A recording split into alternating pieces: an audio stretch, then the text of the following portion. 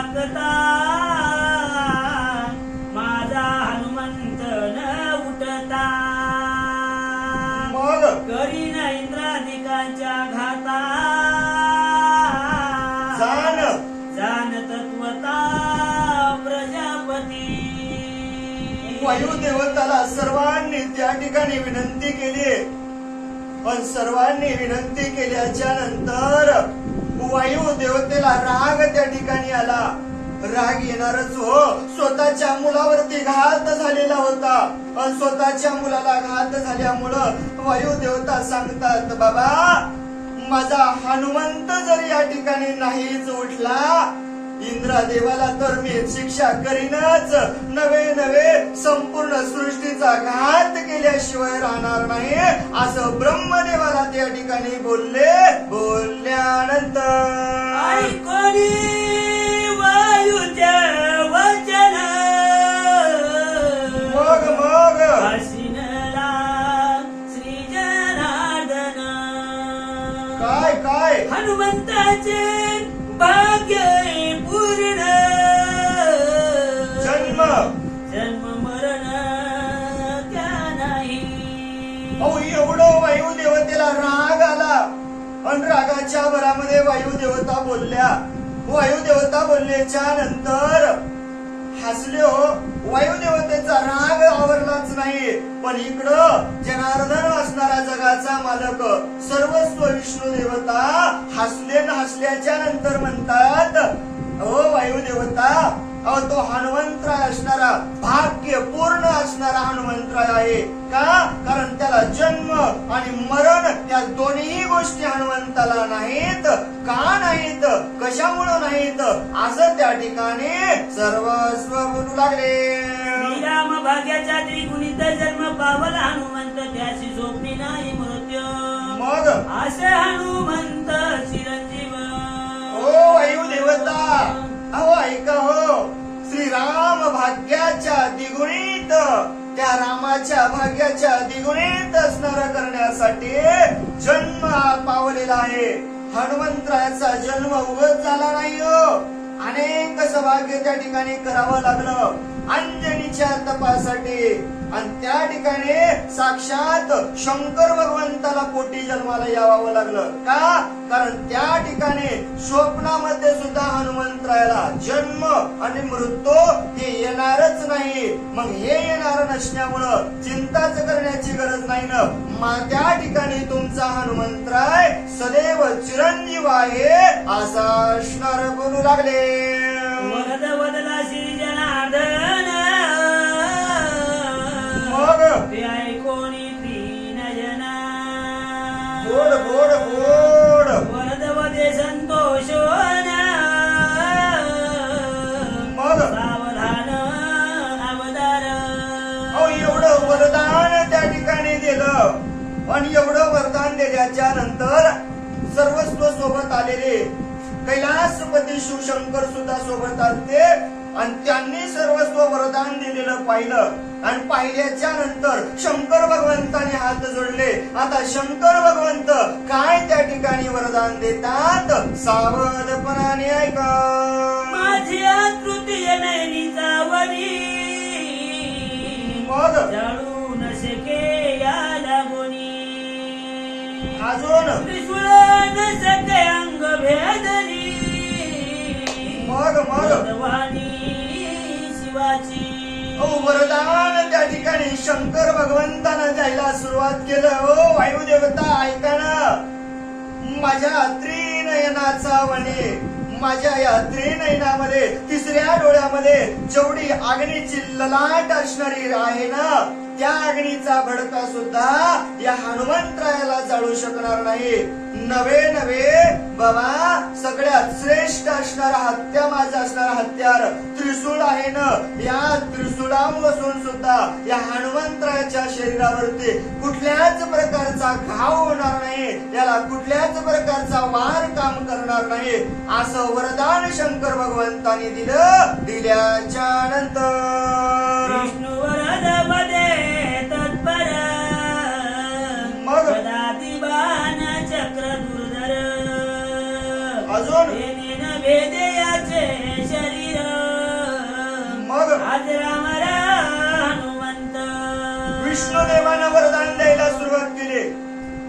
सर्वस्व देव देवता त्या ठिकाणी वरदान देऊ लागले. पण सर्वस्व देव देवता वरदान देत असताना विष्णू देवतांनी सांगितलं, बाबा याच्या शरीरावरती माझा गदादी बाण चक्र कुठलंही दुर्धर असणार शस्त्र या हनुमंतराच्या शरीराला भेद करू शकणार नाही, असं वरदान त्या ठिकाणी विष्णू देवतेनं दिलं. दिल्याच्या नंतर ब्रह्मावदे निज वरदेशी गोड ब्रह्मदंड ब्रह्मशापेशी मग बाधू न शके हनुमंताशी सकळ द्वंदाशी निर्मुक्त. सगळ्या देवदेवतांनी आपापलं वरदान द्यायला सुरुवात केलं. पण वरदान देत असताना ब्रह्मदेवानं सांगायला सुरुवात केलं, बाबा याला ब्रह्म याचा ब्रह्मदंड शाप करू शकणार नाही, ब्रह्माचा ब्रह्मशाप याच्यावरती चालणार नाही, याला कुठल्याच शाप बाधू शकणार नाही. सकळ द्वंद्वामध्ये असणारा माझा हनुमंतराय निर्मुक्त राहील, कुठलंच याला द्वंद्व येणार नाही, कुठली बाधा येणार नाही, कुठलं संकट येणार नाही आणि कुठला शाप याच्यावर परिणाम करणार नाही, असं वरदान त्या ठिकाणी ब्रह्मदेवानी दिलं. दिल्याच्या नंतर इंद्रवदे निज वरदासी माझे वज्र लागल्या हनुषी देणे हनुमंत नामयाशी मग होईल सर्वाशी विख्यात. इंद्र देवतानं बघा ज्यानं असणारं वज्र हनुमंतराला आणलं होतं ना, तोच इंद्र त्या ठिकाणी सांगू लागला, बाबा याच असणारं वज्र लागलंय ना, मग याला वज्र हनुवटीवर लागल्यामुळं हनुमंत असणारं असं नाव याचं सर्वस्व सुरामध्ये असणारं होईल, तिन्ही लोकांमध्ये याची ख्याती झाल्याशिवाय राहणार नाही, असं वरदान इंद्राने दिलं. दिल्याच्या नंतर माझे वज्र न बाधी पाहि मग हा होईल वज्र देही मग सुरासुर नागवे पाहि ख्याती याची ख्याती ती लोकी. वज्र आणल्यामुळे इंद्रदेव म्हणतात, बाबा आज याला वज्राचा वार झालाय, पण याच्या नंतर माझं वज्र सुद्धा याच्यावर बाधा करू शकणार नाही. का? कारण हा वज्रदेही या ठिकाणी होईल. मग आता एकदा वज्रदेही झाल्यावर कुठलं शस्त्र याच्यावर काम करणार नाही, सुरामध्ये याचं नाव झाल्याशिवाय राहणार नाही. एवढंच नाही, या संपूर्ण तिन्ही लोकांमध्ये माझा हनुमंतरायाची ख्याती झाल्याशिवाय राहणार नाही, असं वरदान इंद्रानं दिलं. दिल्याच्या नंतर कौशिकी कमळ माळा सुकोने कला काळा मग इंद्रे उल्हासे या वेळा मग हातली गळा हनुमंताचे. अहो ऋषी कौशिकी असणारी त्या ठिकाणी कमळ माळा कशासाठी हो? कधीच माझा हनुमंतराय सुकणार नाही, मथार होणारच नाही ना आता, म्हणून असणारी ती नेने कधी काळा कोण्याच काळामध्ये सुद्धा हनुमंतराय जशाच तसे राहतील. का? कारण चिरंजीव पदवी असणारी प्राप्त झाली आणि उल्हास त्या ठिकाणी आला. स्वतःच्या हातानं हनुमंतरायाच्या गळ्यामध्ये माळ त्या ठिकाणी अर्पण केली. केल्याच्या नंतर देवते सविता मजवली शताधिकता मग जो व्रती होईल हनुमंता राक्षस घाता करावया. एवढेच देवदेवत्यांना नाही, त्या ठिकाणी आलेले सर्वस्व सहिता सुद्धा वर्णन देऊ लागली, बाबा माझ्याहून सुद्धा शतधिकता जो व्रती होईल ते हनुमंतराय राक्षसाचा घात केल्याशिवाय राहणार नाहीत, असं वरदान समितीनं दिलं. दिल्याच्या नंतर वांचील संज्ञानता मग हे सकळ वेद शास्त्रार्था गोड मी देईन अति योग्यता मग होईल विख्यात परमार्थी. हा वांचील त्या ठिकाणी सज्ञानता याचे सर्वस्व दूर निघून जाईल. वेद शास्त्र संपन्न असणारे माझे हनुमंतराय होईल. म्हणून असणार वरून त्या ठिकाणी वरदान दिलं, सांगितलं योग्यता असणारी माझ्या हनुमंतरायाला भेटल आणि योग्यता भेटल्यामुळं हा परमार्थामध्ये सुद्धा विख्यात झाल्याशिवाय राहणार नाही, परमार्थामध्ये सुद्धा मोठा झाल्याशिवाय राहणार नाही असा असणार बनू लागले. वरुण वदे वरदान मग वर्ष शब्द जळी निमग्न मग होता हनुमंतानं यमरण गोड पास बंधन कदान बाधी. वरून सुद्धा त्या ठिकाणी वरदान देऊ लागले बाबा. वर्ष शत जळी निमग्न, कित्येक त्या ठिकाणी वर्ष जरी झाले तरी माझ्या हनुमंतरायाला त्या ठिकाणी मरण येणार नाही, काहीच होणार नाही. नवे कुठलाच पाश त्या ठिकाणी याला बाधा करू शकणार नाही असं वरून देवतेनं वरदान दिलं. दिल्याच्या नंतर वरद वदे विदंड सुख पावसी तू प्रचंड तुझ बाधिना यमकाळ दंड आरोग्य अखंड आजरत्वे. अहो, त्या यमानं सुद्धा वरदान द्यायला सुरुवात केलं. यम देवता बघा, माणसाला यम म्हणलं की प्रत्येकाला यमाची भीती आहे, बाकी कोणाचीच भीती नाही. पण तो यम वरदान द्यायलाय. माझे तुकोबरा म्हणतात जगा खाड काय आणि आम्ही माता दिला पाय. तो यम म्हणू लागला बाबा याच्या नंतर या माझ्या हनुमंतरायाला काहीच होणार नाही, याला म्हातारपणही येणार नाही. मग याला म्हातारपण येणार नसल्यामुळं याला यमाचा यमदंड सुद्धा काहीच करू शकणार नाही असं वरदान त्या ठिकाणी दिलं. दिल्याच्या नंतर घरे सर्वदे निज वरदासी मग युद्ध करिता वर्षानुवर्षी मग कदा काळी श्रमण पावसी बरं अस्त्र बाधेशी बाधवेना अस्त्र बाधवेशी बाधेना. कुबेर सुद्धा त्या ठिकाणी कोणाचा हो, रावणाचा भाऊ कुबेर, आणि कुबेरानं व्रत द्यायला सुरुवात केलं. कुबेर वरदान देत असताना म्हणतात बाबा अनेक वर्षानुवर्ष जरी हनुमंतरायाने युद्ध केलं तर कुठल्याही युद्धामध्ये असणार याला बाधा होणार नाही, कदाकाळी असणार याला श्रम येणार नाही, दम येणार नाही, आणि कुठलंच याच्यावरती असणार अस्त्र बाधा करणार नाही असं वरदान कुबेरांनी दिलं. दिल्याच्या नंतर विश्वकर्मा वदे वरदान म्या शस्त्र केली निर्माण मग हनुमंता शिवती जाण शस्त्र संपूर्ण न बाधती. अहो, विश्वकर्मा ज्यांनी असणार सर्वस्व शस्त्राची निर्मिती केली तेच विश्वकर्मा त्या ठिकाणी म्हणालेत बाबा मी जेवढे शस्त्र त्या ठिकाणी निर्माण केलेत ना त्याच्यातलं कोणतंच शस्त्र हनुमंतरायावरती कोण्याच युद्धामध्ये बाधा करणार नाही असं वरदान त्या ठिकाणी दिलं. दिल्याच्या नंतर माझे शिल्पशास्त्रीचे ज्ञान मग हे तू पावशे संपूर्ण गोड गोड गोड आईशे बोलून आपण मग ते आलिंगन हनुमंता. वरदान देऊ लागले बाबा. माझं जेवढं शिल्पशास्त्रांचं ज्ञान आहे ना ते संपूर्ण ज्ञान हनुमंता तुला झाल्याशिवाय राहणार नाही. मग सर्वस्व ज्ञानही तुला प्राप्त होईल, सर्वस्व शस्त्राचा बाधाही तुला करणार नाहीत. एवढं वरदान त्या ठिकाणी त्यांना दिलं.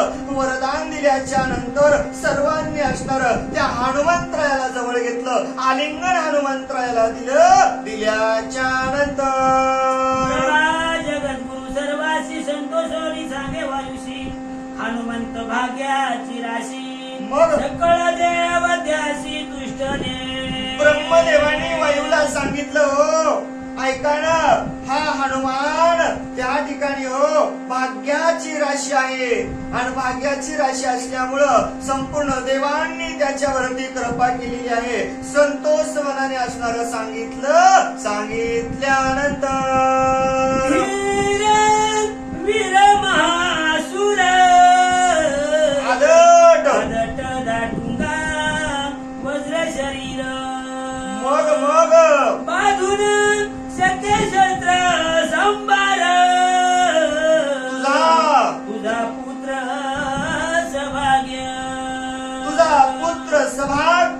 ठिकाणी आहे. धीर आहे, वीर आहे, महासूर आहे, आदट दाटुगा वीर त्या ठिकाणी आहे आणि त्यावर वज्रदेही असणार आहे. धीर म्हणजे त्याच्याकडे धीर धरण्याचं सामर्थ्य होतं. वीर म्हणजे त्याच्यासारखा वीर रणभूमीच्या ठिकाणी नाही आणि त्याच्यासारखा महासूर नाही. आदट दाटुगा म्हणजे दुसऱ्याच्या गावामध्ये जाऊन दादागिरी करणं, लंकेत जाऊन दादागिरी करायची. आदट दाटुका वीर आणि त्याच्यावर वज्रदेवी कुठलंच असणार शस्त्र बाधा करणार नाही असं असणार त्या ठिकाणी सांगितलं. बाबा तुझा हा पुत्र असणारा सौभाग्य असणारा आहे असा असणार बोलू लागले. सौभाग्य भाग्य मग हनुमंत गोड गोड कांजोनिया लंकानाथा मग शुद्धियानो नियासिता सुखी रघुनाथा करील. काय वरदान दिलं ब्रह्मदेव सांगतात. वायुदेवता ऐका ना. सौभाग्य भाग्य असणारा हा हनुमंत आहे आणि सौभाग्य भाग्य असण्यामुळे हनुमंत आहे. 33 कोटी देव ज्याच्या बंधनामध्ये आहेत ना त्या रावणाला सुद्धा हा गांजवल्याशिवाय राहणार नाही. सीतेची सुद्धी आणून जगाचा मालक ब्रह्मांड नायक भगवंत राम प्रभूला सुखी केल्याशिवाय राहणार नाही असा असणार बोलू लागले. तुझा पुत्र मग आतुर बळे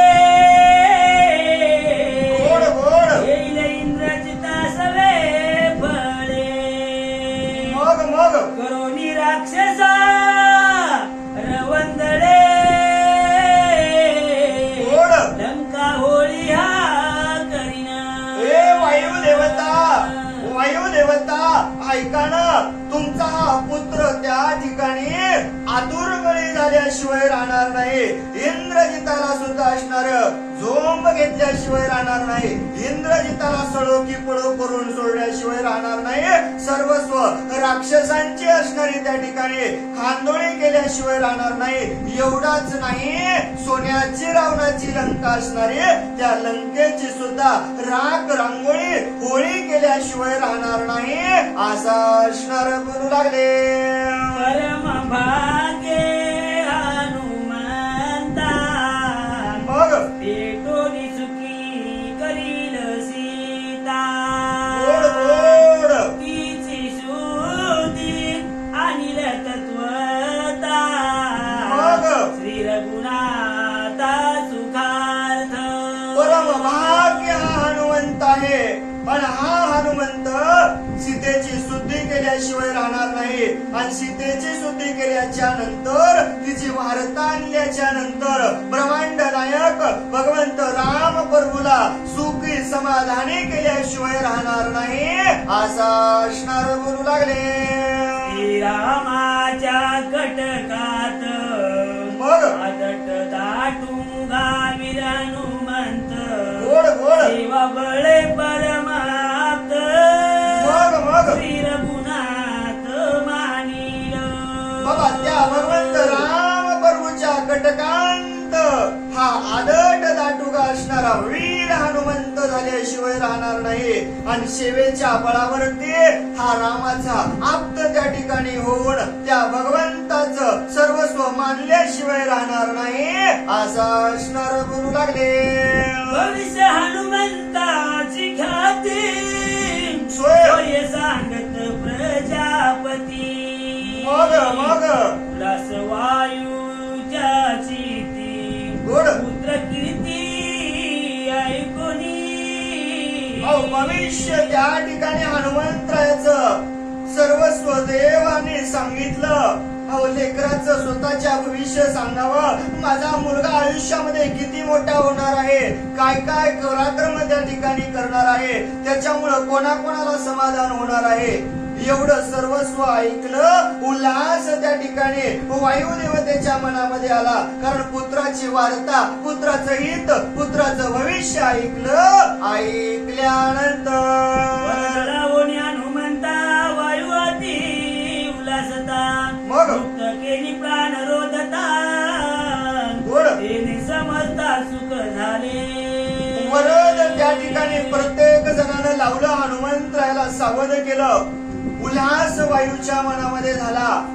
संपूर्ण त्रिलोकाचं वारं थांबवणाऱ्या वायुदेवतांनी आनंद मनामध्ये झाल्याच्या नंतर सर्वस्व असणारं वारं पुन्हा त्या ठिकाणी मोकळं केलं. सगळ्या जनतेला सुख झालं. झाल्याच्या नंतर सुखी झाले सुर नर, अजून सुखी झाले ऋषीश्वर, मग सुखी झाले चराचर. मग जय जयकार तिन्ही लोकी. वारं सोडल्याच्या नंतर कोणाकोणाला सुख झालं? सर्वस्व असणारे सूर नर सुखी झाले. सर्वस्व असणारे ऋषी स्वर सुखी झाले. सर्वस्व चराचर त्या ठिकाणी सुखी झालं. आणि सगळेजण सुखी झाल्यामुळं प्रत्येक जणानं जय जयकार केला. केल्याच्या नंतर वरदेवोनी हनुमंताशी मग सुरवर गेले निज धामाशी. गोड गोड वायुने आणून हनुमंताशी मग अंजनी पाशी दिदरे. प्रत्येकानं असणारं समाधान केलं. वरदान प्रत्येक देवदेवतांनी दिलं आणि प्रत्येकाने वरदान दिलं. प्रत्येक जण आपापल्या निजधामाला निघून गेले. इकडं वायू देवतांनी स्वतःच्या मुलाला घेतलं. ज्या ठिकाणी अंजनीनं झोपवलं होतं त्या ठिकाणी आणून दिलं. दिल्याच्या नंतर हनुमंताची बाळकिरती मग विस्तारिली त्रिजगती. गोड गोड फळात करिता गवती मग लाविली ख्याती सुरवरा. माझ्या हनुमंतरायाची बालकीर्ती या ठिकाणी त्रिजगतामध्ये विस्तारल्या गेली. का विस्तारल्या गेली? लहानपणी असणार सूर्याला हनुमंतराय गिळायला गेला म्हणून त्या ठिकाणी ख्याती लावल्या गेली. आणि सर्वस्व देवदेवतांमध्ये हनुमंतराचं नाव त्या ठिकाणी झालं. झाल्याच्या नंतर हनुमंताचे सामर्थ्य सिद्ध मग त्याची देवी दिले वरदान.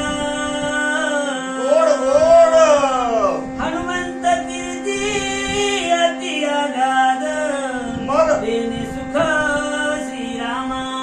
हनुमंताचं सामर्थ्य सिद्ध त्या ठिकाणी तेच देवदेवतांचं असणारं वरदान दिलं. आणि त्या वरदानामुळं माझ्या हनुमंतरायाची कीर्ती आधी आराध त्या ठिकाणी वाढली. आणि त्या कीर्तीमुळं भगवंत राम प्रभूला सुख झालं. झाल्याच्या नंतर सामर्थ्य श्रीरामाशी मग त्याची शक्ती हनुमंताशी. गोड गोड गोड एकात्मता अरणीशी मग लोकप्रियशी देवभक्त. लोकप्रियशी देवभक्त. बघा माझे नाथ महाराज सांगतात जे सामर्थ्य रामाशी होतं, जे सामर्थ्य माझ्या भगवंताकडे होतं ना, जगाचा मालक माझे भगवंत होते. तुझी या सत्य वेदाशी बोलणे, सूर्याशी चालणे तुझी या बळे, ऐसा समर्थ ब्रह्मांडाचा धनी असणारे माझे भगवंत. तेवढंच सामर्थ्य कोणाकड? माझ्या हनुमंतरायाकडे होतं. एकात्मता असणारी दोघांची होती. दिसायला जरी वेगळे असले तरीही सामर्थ्य एकच होतं. देव आणि भक्त एकच आहेत असा असणार बोलू लागले. लोकक्रिया संग्रहार्थ बरं श्रीरामदेव हनुमान भक्त. गोड गोड मुची रामायणी ग्रंथ भक्त भक्त सामर्थ्य वायुपुत्रे. लोक संग्रहास परे असणार लोकाच्या संग्रहासाठी त्या ठिकाणी कोण? श्रीराम देव आणि हनुमान भक्त.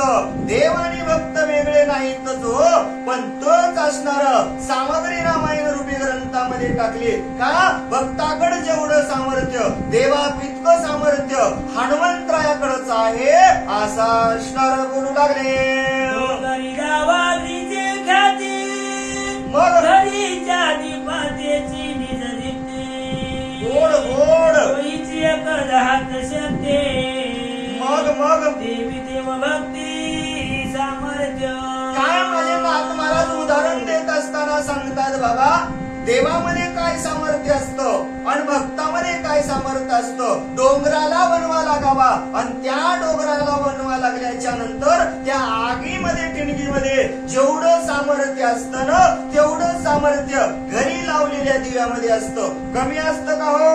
नाहीच ना. मग तसे रामाकडे जेवढं सामर्थ्य आहे तेवढं सामर्थ्य माझ्या हनुमंताकडे आहे. देव आणि भक्त वेगळे नाहीत असं असणार बोलू लागले.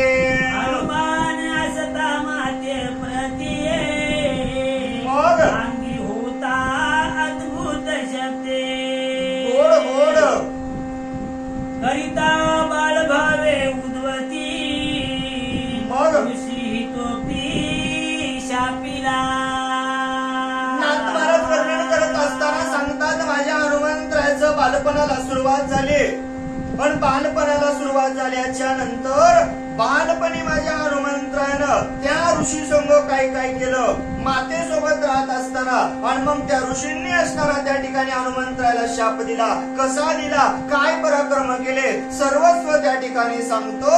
सावधपणाने ऐकावं. गंगा तीरी ऋषीची वस्ती मग अवघे आश्रम उचलो निहाती खोट खोट हनुमंत ठेवी दूर पर्वती मग जळण पावती स्नान पाना.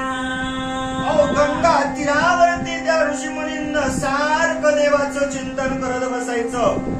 तिथं त्या ठिकाणी आश्रमशाळा होत्या त्यांच्या आणि त्या आश्रमशाळेचं असणारा हनुमंतरायानं आता बालपणाची असणारी क्रीडा करायला सुरुवात केली. सर्वस्व आश्रमच शेपटीत बांधायचा, गंगेच्या तीरावरून उचलायचा, पार असणार कोरडवाहू एरियामध्ये जिथं पाणीच नाही अशा ठिकाणी नेऊन ठेवायचा. आणि तिथं नेऊन ठेवल्यावर स्नानही करायची सोय नाही, जलही प्याची सोय नाही, अशी चिंता त्या ठिकाणी ऋषींना वाटू लागली. ऋषी आपुल्या तप सामर्थ्य मग उडती गंगा तीरायती अजून हनुमान उचलो मागुती कुठं आणि पर्वती अति दूर. अहो ऋषींकडे सामर्थ्य होतं. किती लांब जरी माझ्या हनुमंतरायानं नेऊन ठेवलं तर पुन्हा ऋषीनं आपल्या सामर्थ्यावरती पुन्हा गंगेच्या तीरी यावं. पुन्हा गंगेच्या तीरी आल्यावरती पुन्हा माझ्या हनुमंतरायानं ऋषीचं आश्रमासहित उचलायचं, पुन्हा दूरपर्यंत नेऊन ठेवायचं. ठेवल्यानंतर पर्वती ऋषी वसती सकळ पर्वत उचलो हाती मग हनुमान गाली उखरा प्रती कुठं तळमळती जळफळा. सर्वस्व ऋषी त्या ठिकाणी यायचं आणि सर्वस्व ऋषीचे त्या ठिकाणी आल्याच्या नंतर पुन्हा माझ्या हनुमंतरानं सर्वस्व आश्रमच उचलायचा. गंगेच्या तीरावरती फळाची सोय, पाणी प्यायची सोय, आंघोळीची सोय, पण सर्वस्व माळ रांजा ठिकाणी आहे ना त्या ठिकाणी माझ्या हनुमंतरायानं नेऊन ठेवायचं. कशाची सोय नाही म्हणून ऋषींना राग आला. आल्याच्या नंतर बाळ भावाच्या परवडी मग ऋषीची यज्ञ पात्र फोडी अजून कुशासने आजीने फाडी मग जानवी तोडी भटाचे. अहो काय माझ्या हनुमंतरानं बालपणी लीला करायला सुरुवात केली. स्वतःच्या सामर्थ्यावरती सर्वस्व असणार ऋषींच्या घरामध्ये नाना प्रकारचे असणार छळण करायचं. त्याच ठिकाणी पात्र त्यांचे असणारे फोडून टाकायचे. नवे नवे त्या ब्राह्मणांच्या गळ्यामधलं जानवं सुद्धा माझ्या हनुमंतरायानं तोडून टाकायचं. अशा बालपणीच्या लीला हनुमंतराय करू लागले. ब्रह्मचारी कळून बुद्धी हनुमान सो एवढे आकाशी मग लेकरे होती कासाविषयी ऋषी पत्न्याशी तळमळ. अहो तळमळ तळमळ तळमळ व्हायची हो. माझ्या हनुमंतरायकडे सामर्थ्य होतं. ऋषींचे असणारे त्या ठिकाणी लेकरं शेपटीत बांधायचे. आकाशामध्ये हनुमंतराय घेऊन जायचे. हा स्वतःचे लेकर आकाशामध्ये उडताना पाहिल्यावर त्या ऋषी पत्न्यांच्या अंगाला चळकाप यायचा. काय होईल आपल्या लेकरायचं म्हणून राग यायचा. आल्याच्या नंतर मारणी गज कर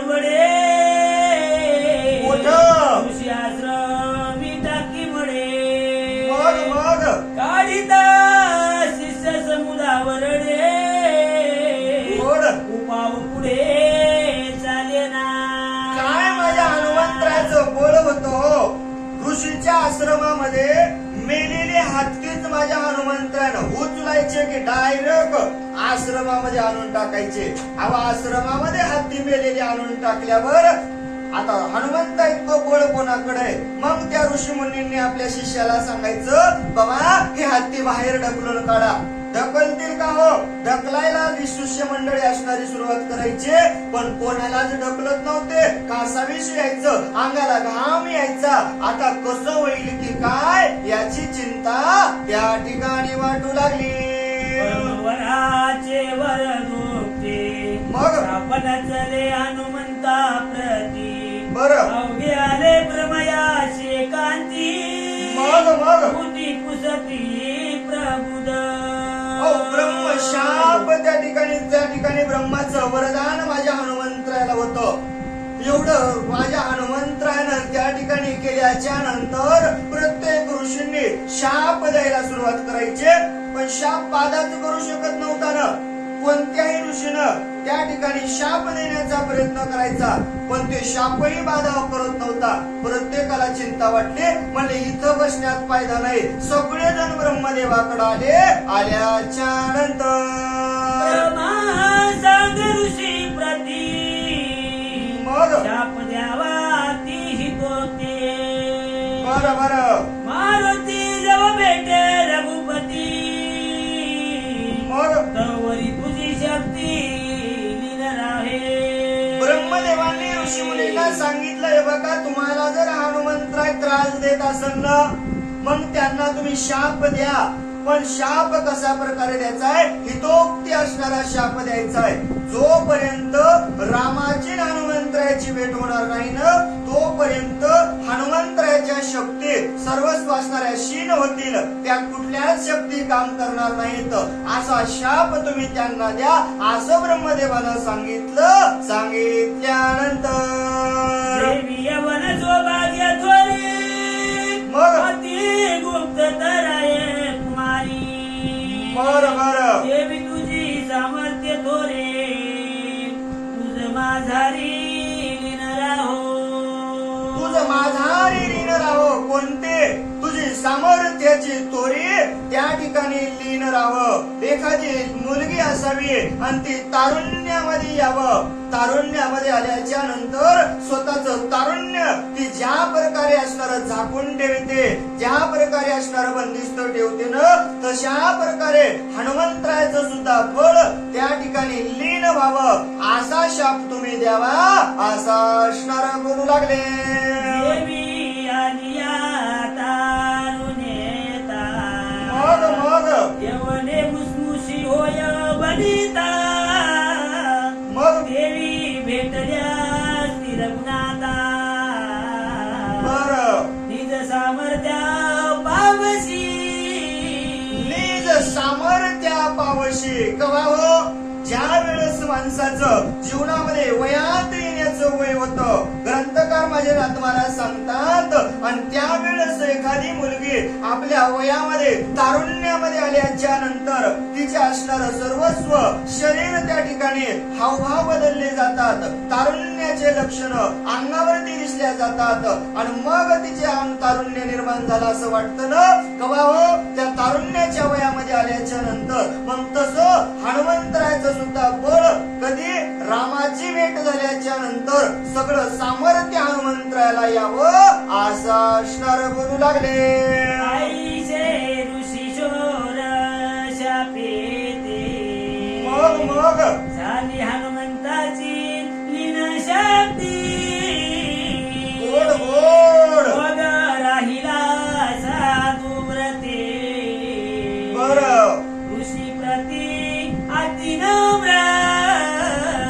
एवढं ब्रह्मदेवानं सांगितलं. आणि ब्रह्मदेवानं सांगितल्याच्या नंतर ऋषींनी शाप हनुमंतरायाला दिला. शक्ती हनुमंतरायाची लीन झाली, आणि शक्ती लीन झाल्याच्या नंतर माझे हनुमंतराय एखाद्या भक्तासारखं साधू संघ अतिप्रीतीनं राहायला लागले. राहिल्यानंतर मद तारुण्य बळाचा शक्ती मद मग तेरे पुरुष होयत करी विरोध अभिमाने. अभिमान माणसाला येतो, त्या अभिमान अभिमानाच्या जीवावरती माणसं विरोध करतात का द्रव्य मद उन्मद माणूस त्या ठिकाणी होतो कमी वयामध्ये माणसाला त्या ठिकाणी मध्ये येतं आणि मग ते असणार स्वतःची ते म्हणतो माझ्याकड सामर्थ्य आहे बळ आहे आणि त्या बळाच्या शक्तीवरती तो उन्मत वागायला लागतो आणि उन्मत वागल्यामुळं त्या ठिकाणी त्याचा अभिमान त्याला येतो असा असणार बोलू लागले या पार झालिया या परी मग नाना अनन्य कर्म करे अजून तोची झालिया निराधारी मग विचारी पाप पुण्या नाथ महाराज माझे उदाहरण देत असताना सांगतात बाबा एखाद्यानं व्यापाऱ्यानं करावा आणि त्या व्यापारामध्ये त्याला भरभराट यावं मग त्या व्यापारामध्ये त्याला भरभराट आल्याच्या नंतर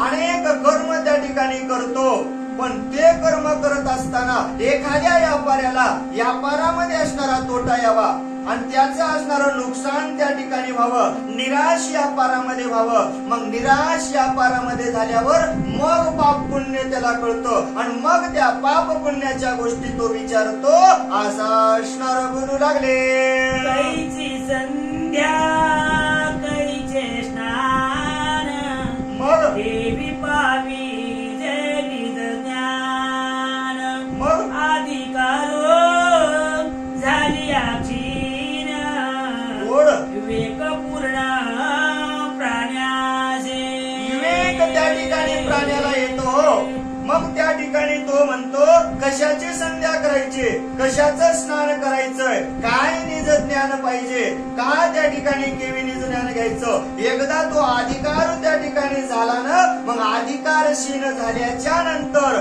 मग सर्वस्व अधिकार निघून गेल्याच्या नंतर मग विवेक असणारा पूर्ण त्या ठिकाणी प्राणी अशी निर्माण होतो असा असणारा बोलू लागले कैसे झाले मग हनुमंता गोड निज बळलीना होता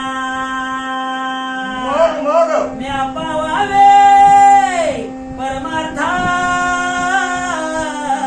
मग साधू संता बजावे अशा प्रकारे माझे नाथ महाराज सांगतात तैसे झाले हनुमंताला अशा प्रकारे झालं स्वतःच निज बळ त्या ठिकाणी लीन झालं आणि लीन झाल्याच्या नंतर मग हनुमंतराने विचार केला बाबा आता परमार्थाला लागावं लागल आणि म्हणून असणाऱ्या हनुमंतरानं साधू संतांचं पूजन करायला सुरुवात केली केल्याच्या नंतर पूर्वी सूर्याचे वरदान मग जेव्हा हनुमान विचिल ज्ञान गोड तेव्हाची हो मी सुप्रसन्न मग ज्ञान संपन्न मी करता पूर्वीच त्या ठिकाणी सूर्यानं वरदान माझ्या हनुमंतरायाला दिलं का जेव्हा हनुमंतरायाला असणार इच्छेचं ज्ञान त्या ठिकाणी होईल ना तेव्हाच मी सुद्धा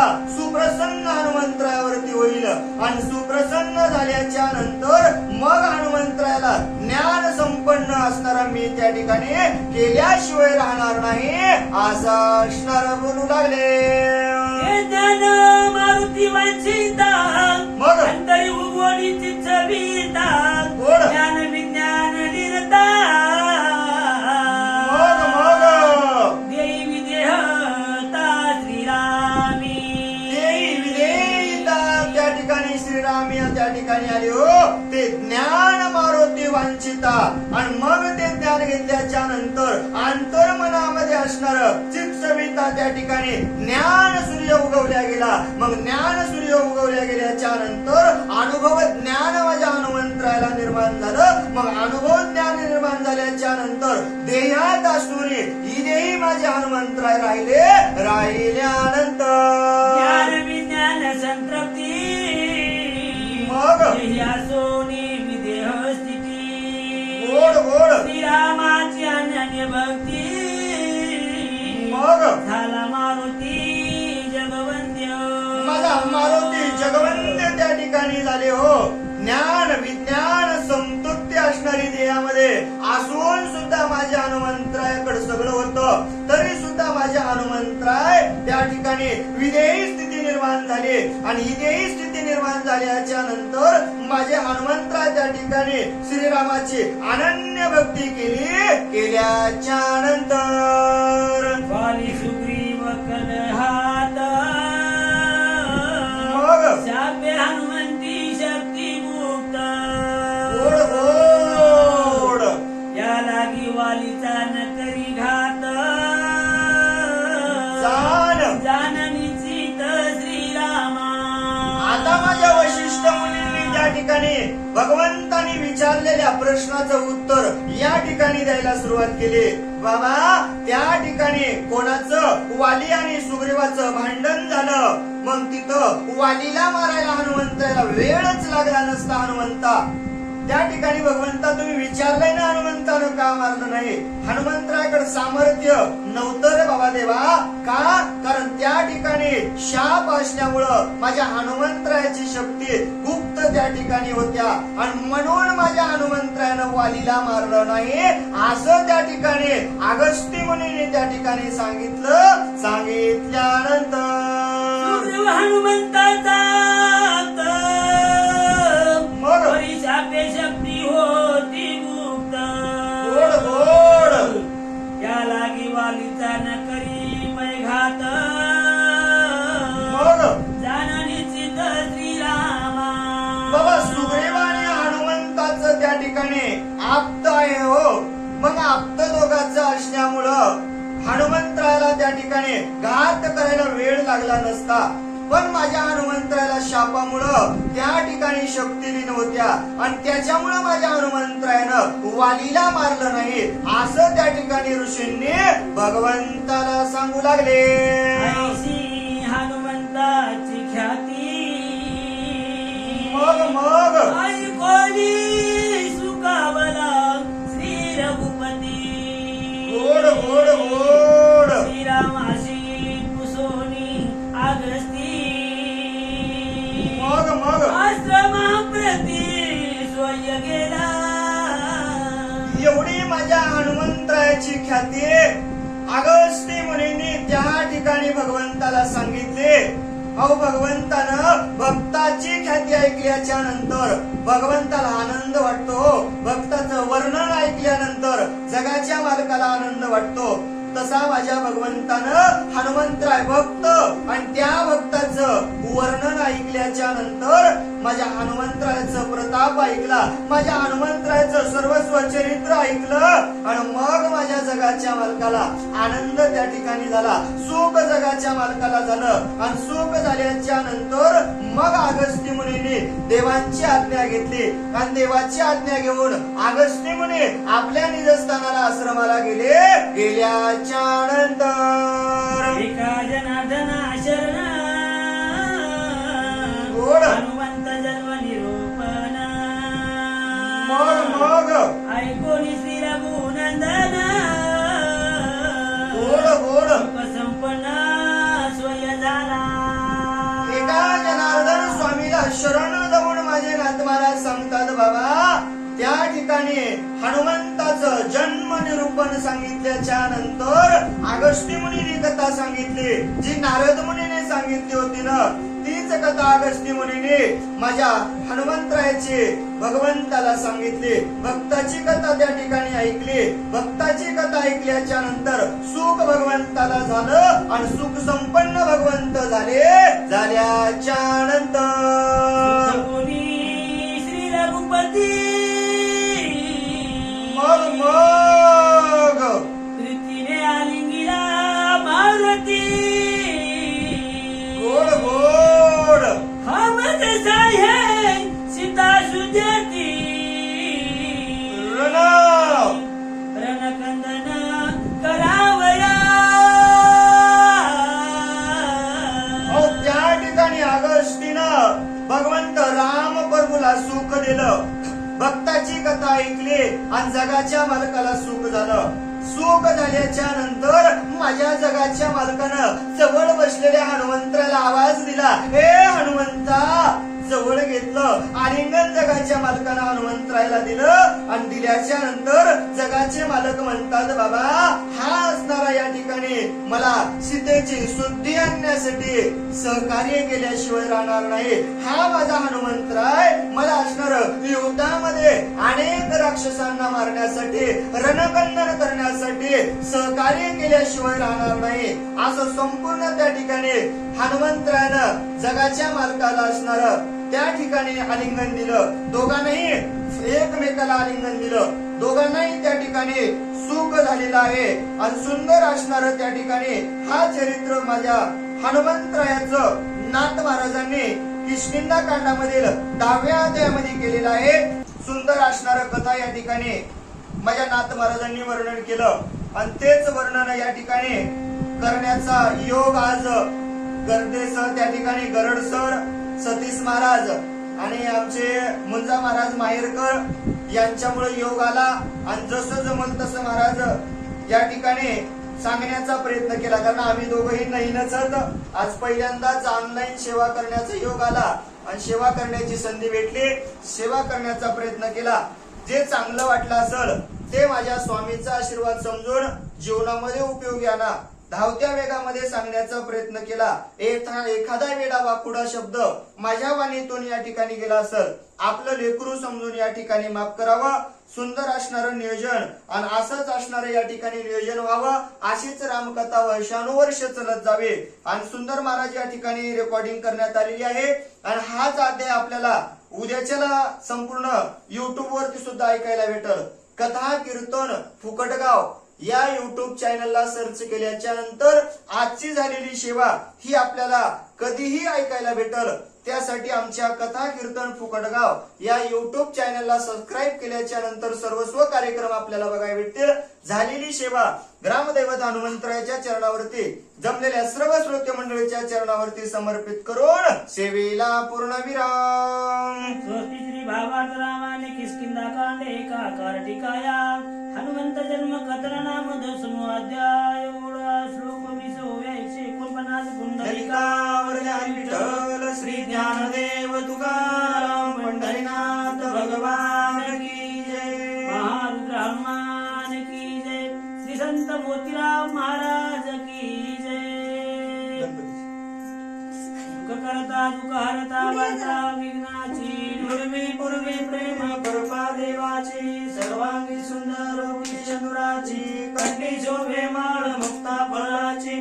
जय देव जय मंगल मूर्ती दर्शन मात्रे मन स्वामी मात्रे मन कामना पूर्ती. जय देव चोरी कुमारा चंदनाची उठी कुंकुम केशवरा हिरे जडता मुकुड शोभतो बरा रुंदून देणे पुरे चरणी घालरिया. जय देव जय मंगल मूर्ती दर्शन मात्रे मन स्वामी मात्रे मन कामना पूर्ती. लंबोदर पीतांबर फणवर वंदना सरळ सोंड वक्र तोंड तिरनयना दास रामाचा वडपावे सदना संकष्टी पावावे निर्माणी रक्षावे सुरवर्ग वदना.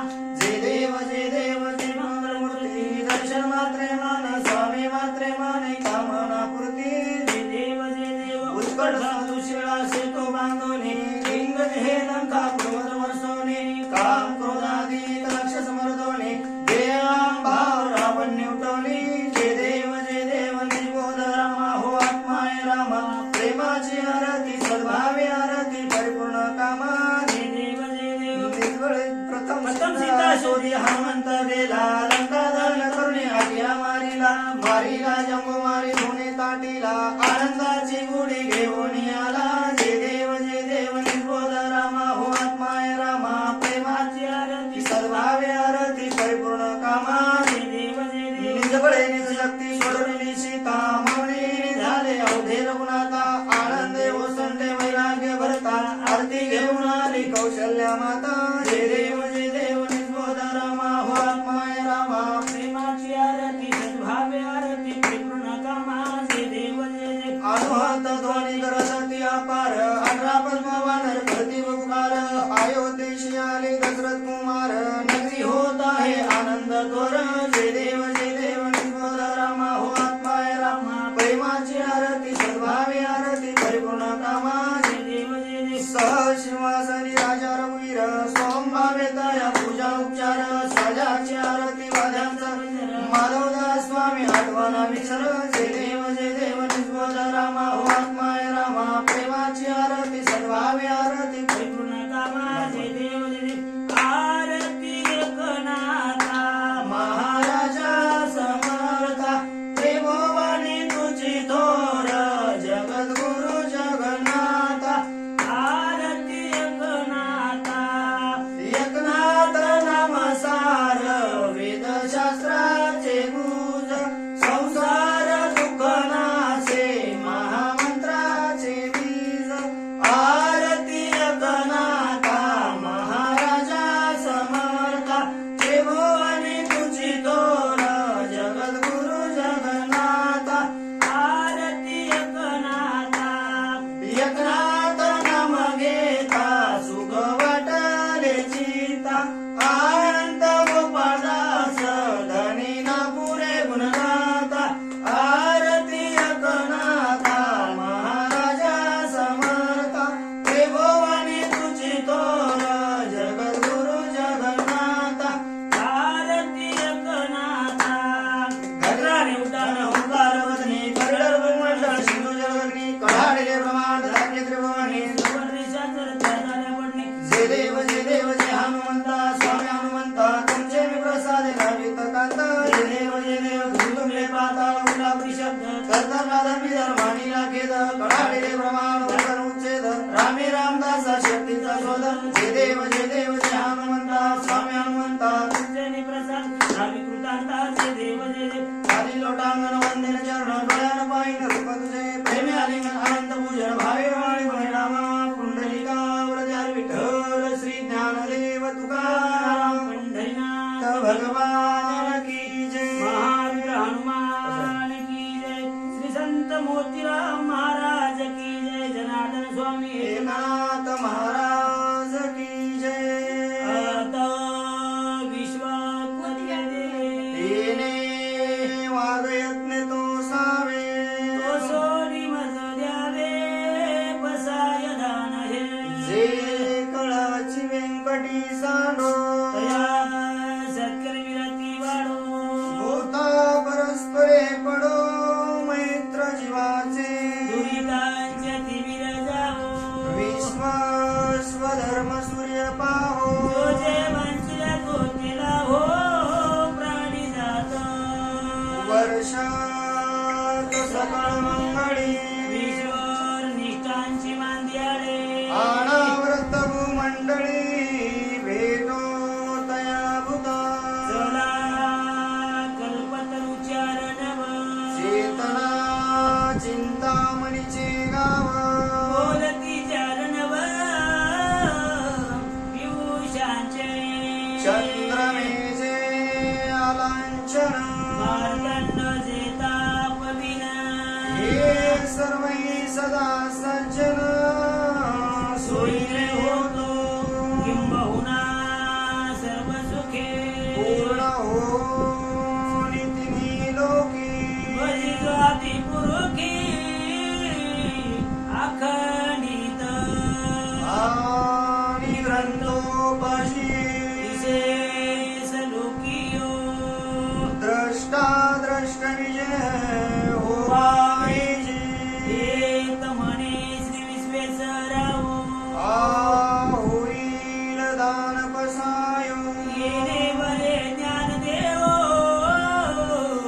सुखिया झाला येणे वरे ज्ञानदेव सुखिया झाला तथास्तु पुंडलिकावर जय विठ्ठल श्री ज्ञानदेव तुकाराम पंढरीनाथ भगवान की जय महारुद्र हनुमान की जय जनार्दन स्वामी एकनाथ महाराज की श्री जय संत मोतीराम महाराज की जय सर्वांना रामकृष्ण हरी